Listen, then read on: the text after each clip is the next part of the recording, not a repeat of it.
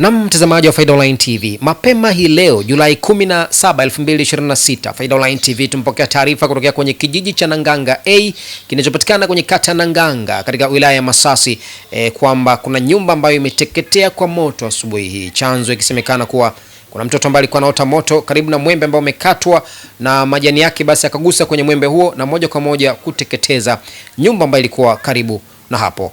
Faida Online TV tujiunge moja kwa moja na ndugu yetu Mustafa, mdau wa Faida Online TV, akiwa moja kwa moja na tukio akitujuza kinachoendelea. Naitwa Karim Faida, hii ni Faida Online TV. Tukukumbushe kusubscribe, ku like na comment channel yetu ili endelee kupata habari zetu. Sisi ni watu wa field leo Nanganga. Yaani kwa mimi kwa kweli niko kwenye eneo la tukio, nyumba kwa kweli brother, kwa kweli mwandishi, ndio mwandishi, nyumba imeungua kwa kweli. Ndio. Na hapa naamini kabisa kuhusu masuala ya chakula chetu kimeungua. Kaise. Na hata mwenyewe mama hata kuelezea kama unavyojua tena ameelezea tu kwa maki anatema ajielewi na kama alivyokuambia mwenyekiti. Ndio.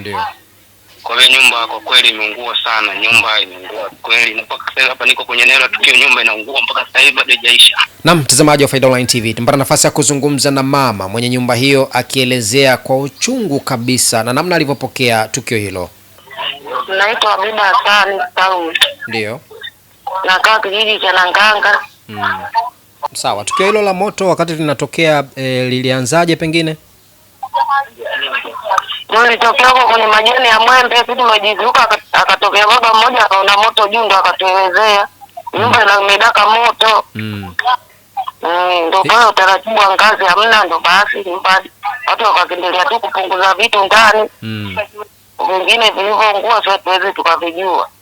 Huo moto ulichomwa na nani? Kuna mtoto wa jirani hapo. Walikuwa anaota huo moto? Baba yake aliangusha mwembe, kwa hiyo kadaka kwenye akachoma mwembe ile kwa hujatanduliwa. Ulikuwa umeangushwa. Okay. Kwa hiyo kwa haraka pengine vitu ambavyo vimeungua unaweza kuvijua kwa haraka? Kwa haraka siwezi kuvijua. Kuna athari yoyote ya binadamu labda kuathirika ama ni vitu tu ambavyo ndio vimeungua? Vitu tu binadamu yupo alioathirika.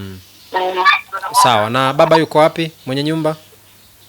Ameenda shambani kupulizia mikoshoni. Bado hajarudi. Poleni sana mamangu, Mungu atawasimamia. Asante. Shukrani. Na hapa tumpata nafasi ya kuzungumza na mwenyekiti wa kijiji hicho cha Nanganga A akielezea kiundani namna alivyopokea taarifa hiyo na hatua alizozichukua mpaka sasa. Kwa majina naitwa Ismaili Milazi, ni mwenyekiti wa serikali ya kijiji Nanganga A. Ndio. Na hili tukio lipo kwenye kijiji changu katika kitongoji cha Kariakoo. Sawa. Taratibu sasa za kiserikali ambazo mtakuja kuzifanya ni zipi kwa ajili ya hiyo familia? Nafikiri kwa sasa hivi nimetoka kutoa taarifa kituo cha polisi. Ndio. Niwape taarifa kwa sababu hii pia nao ni taarifa inabidi waipate. Ndio. Mimi nimetoka kuzungumza na mkuu wa kituo cha polisi hapa kumpigia simu. Ndio.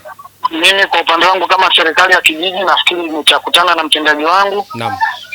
Tutaangalia namna gani ya kuweza kulisolve hili. Kwanza nitambulisha kwa jina, naitwa Luisa Evans. Ndio.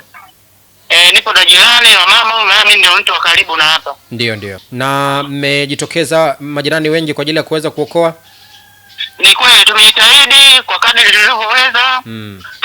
Tumeokoa baadhi ya vitu viko nje, kwa hiyo hatuwezi kuamini kwamba vitu vimetoka sababu sisi sio ndio wenyewe.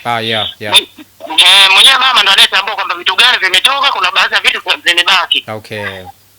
Lakini kwa asilimia kubwa tumejitahidi kutokana na uwezo wetu tumeviokoa. Na mtazamaji wa Faida Online TV, mpaka kufikia hapo nimefikia tamati. Naitwa Karim Faida, hii ni Faida Online TV.